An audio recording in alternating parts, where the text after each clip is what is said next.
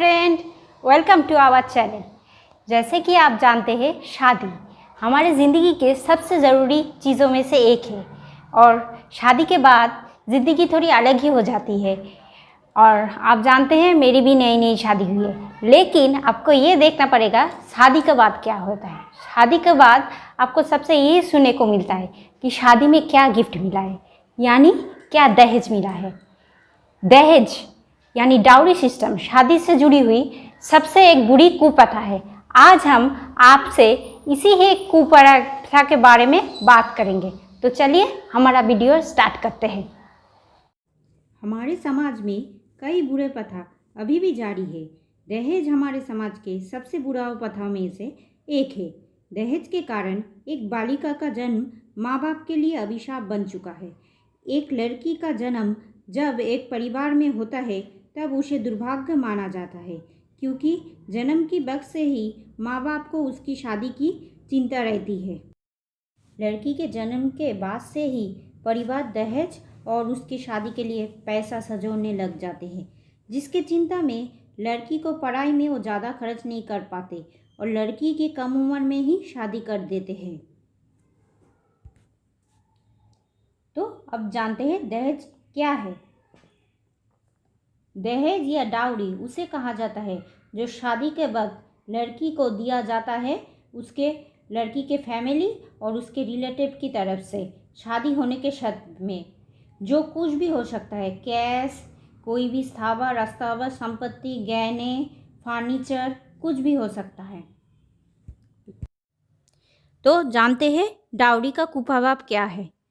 दहेज समाज का बहुत ही एक खराब कुप्रथा है, जिसके चलते लड़की के फैमिली को बहुत फाइनेंशियल क्राइसिस में गुजरना पड़ता है।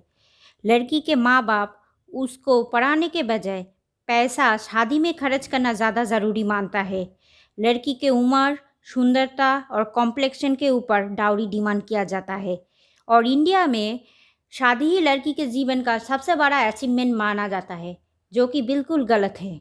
लेकिन डाउरी देने के बाद भी लड़की का फैमिली का समस्या का हल नहीं होता है।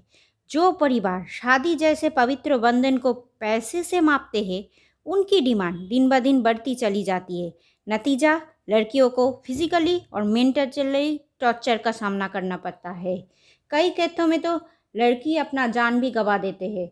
2016 का एक रिसर्च के अनुसार भारत में 20 महिलाएं एक दिन में मौत की शिकार होती है डाउरी जैसे इशू में। कई केसेस में ग्रूम की फैमिली की स्टेटस और लड़के के इनकम के ऊपर डाउरी डिमांड किया जाता है। जो लड़का फाइनेंशियली जितना स्ट्रांग होता है, उसकी डिमांड और भी ज़्यादा होती है। ग्रूम के गवर्नमेंट जॉब होने पर लड़की के फैमिली सब कुछ देने के लिए राजी होते हैं। समाज में अभी डाउरी मांगने की तरीका में भी बदल आ गया है। कुछ एजुकेटेड फैमिली डायरेक्टली दिए दहेज का डिमांड नहीं करते हैं। वो कहते हैं, हमें कुछ नहीं चाहिए, आप अपने लड़की को जो चाहे दे सकते हैं।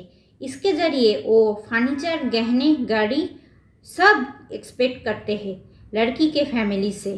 अभी समाज में माना जाता है फर्नीचर, गहने, गाड़ी ये तो शादी का गिफ्ट है और ये तो देना ही पड़ता है, लेकिन भारत की कानून अनुसार ये भी दहेज ही होता है। तो चलिए अब देखते हैं दहेज का सॉल्यूशन क्या है, कैसे समाज से इस कुप्रथा को हटाया जा सकता है।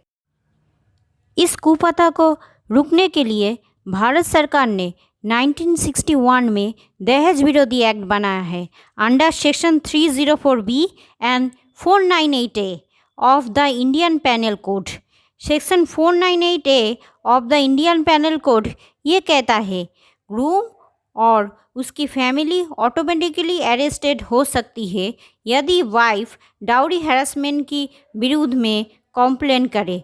भारत की कानून में दहेज लेना, दहेज देना और दहेज मांगना ये भी समान अपराध माना जाता है। इसके लिए 5 वर्ष की सज़ा और 15,000 रुपया जुर्माना हो सकता है और इसके लिए चलते आपको जो पैसा आपने दहेज में लिया है वो सारे पैसे भी आपको जुर्माने भर सकते हैं।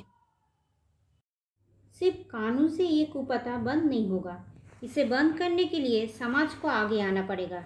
इसके लिए हमें सबसे पहले सोशल अवेयरनेस फैलाना पड़ेगा कि दहेज एक कुप्रथा है, हमें इसके खिलाफ लड़ना पड़ेगा। हमें लड़कियों को एडुकेट करना पड़ेगा और कम उम्र में उसकी शादी को रोकना पड़ेगा। हमें लड़कियों को इंस्पायर करना पड़ेगा कि वो सेल्फ डिपेंडेंट बन सके। सरकार की तरफ से भी बेटी पढ़ाओ बेटी बचाओ कन्याश्री कई सारे योजनाएं हैं लड़कियों को पढ़ाई में उत्साहित करने के लिए।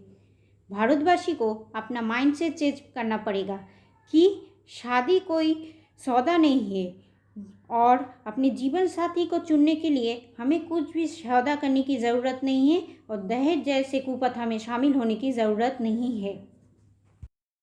तो आखिर में ये बोलना चाहूँगी, समाज को ये समझना चाहिए कि शिक्षा ही सबसे बड़ी दहेज होती है।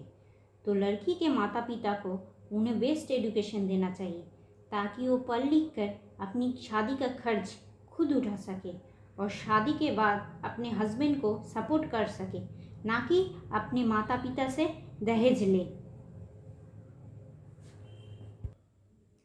और लड़की के फैमिली को उचित है कि वो ग्रूम की फैमिली के खिलाफ तुरंत एक्शन ले अगर कभी भी डाउरी रिलेटेड इशू से सामना करना पड़े तो, क्योंकि हमें याद रखना चाहिए सिर्फ दहेज मांगना और दहेज लेना ही नहीं, दहेज देना भी एक कानूनी अपराध है। हमारे समाज के युवा संप्रदाय को आगे आना चाहिए इस कुप्रथा के विरुद्ध में समाज को सुधार लाने के लिए। युवा संप्रदाय को एक एग्जाम्पल सेट करना चाहिए कि हमें ना तो दहेज लेना है और ना ही दहेज देना है, और जो जो दहेज की मांग करे उसे समाज से निष्कासित कर देना चाहिए। ऐसे ही कुछ कोशिशों से हम समाज को दहेज मुक्त कर सकते हैं। तो चलिए हम सब मिलके आगे आते हैं और देश को एक डाउरी फ्री कंट्री बनाते हैं।